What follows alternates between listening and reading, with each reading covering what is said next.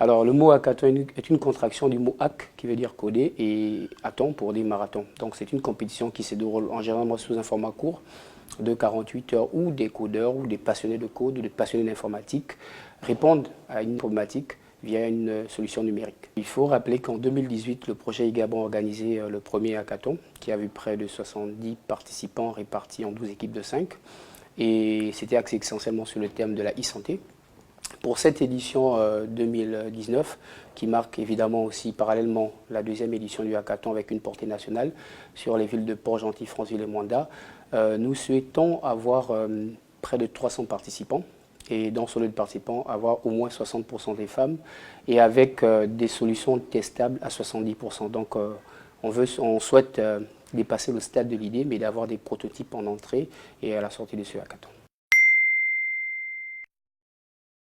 Il faut dire que le choix de ces villes ont été issus des missions de prospection que nous avons menées sur le terrain pour constater de la maturité de chacun des écosystèmes et de voir quelles étaient les problématiques d'ordre social et économique que relevaient les études précédemment faites. Donc, à l'issue des missions de prospection, nous avons décidé justement, et après organisation au sein de l'équipe et consultation auprès des experts, nous avons décidé de lancer ce hackathon national sur les villes de Port-Gentil, Franceville et Manda. Donc le hackathon sera organisé dans les trois villes, donc Port-Gentil, Manda et Franceville.